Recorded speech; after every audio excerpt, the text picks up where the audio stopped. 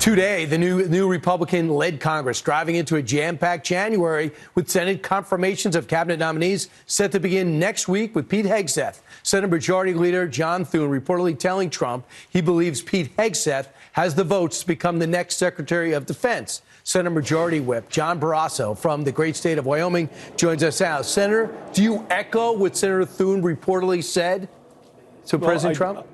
I do, Brian. President Trump has made strong, bold choices as nominees for his cabinet. And job number one right now for the Senate is to get each and every one of his nominees confirmed, get them in place as soon as we possibly can, and specifically the national security team after the heartbreak of what happened in New Orleans. So, Kash Patel, Pam Bondi, but across the board, we're going to have hearings every committee next week so we can get some of these nominees confirmed the day that President Trump takes office 2 weeks from today, and for me, that day can't come soon enough. So is Senator Mitch McConnell on board with Pete Hegseth? Because I hear he won't meet with them. Is that true? No, I don't know that part of it. What I do know is that every senator speaks for themselves, has their own vote. We have 53 Republican senators. J.D. Vance will be available if we need to break a tie. As the whip in the Senate, my job, a guy from Wyoming, is to corral the votes, make sure we have over the 50 votes that we need so every member of President Trump's nominated cabinet gets in place. And as the whip, I plan to support and vote for each and every one of those nominees, Brian. All right. So you've talked to Murkowski, talk to Collins, and do you feel as though they are giving them an honest look? Have they committed or not committed to anybody? I think every member of the Senate wants to watch the hearings, listen to what they have to say in front of the committee. They've been meeting. We've had hundreds of meetings so far with the nominees. Many of the senators met with many of the nominees. I've met with most of them. I've gotten very strong, positive reports from the senators I've talked to. The nominees are all presenting themselves in good, positive light, and I'm looking forward to making sure every one of them gets confirmed. All right, so you're all in on that, and let's see if everyone else follows your lead. So the other big story is what's first. So on the Senate side, Senator Thune has come out and said, look, I want to do one bill at a time. Let's do border security. Let's do defense. Let's do tax reform. On the House side, they said, I don't think we can do it that way. Listen to Speaker Johnson. I think at the end of the day, President Trump is going to prefer, as he likes to say, one big, beautiful bill. And there's a lot of merit to that because we can put it all together, one big up or down vote, which can save the country, quite literally, because there are so many elements to it.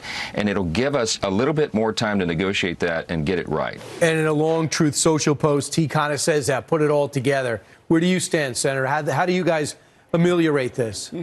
Well, President Trump is in a hurry to get America back on track, and so am I.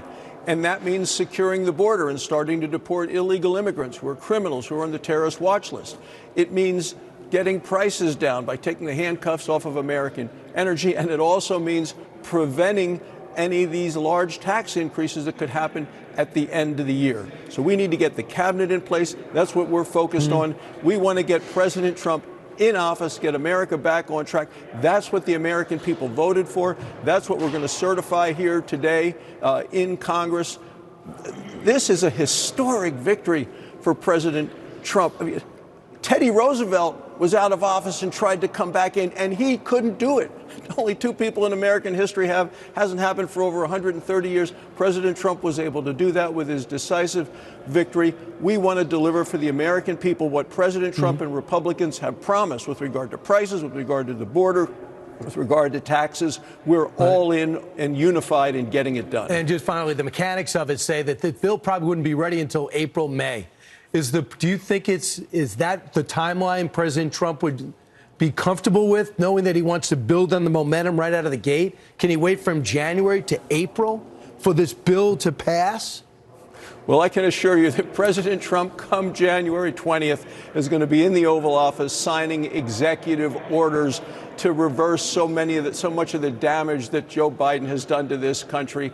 He's not going to wait until all of these laws have passed. He's going to do everything he can, starting day one, with executive orders to get America back on track. That's what the American people voted for. That's what they're going to see. You're going to have a consequential job, as you know.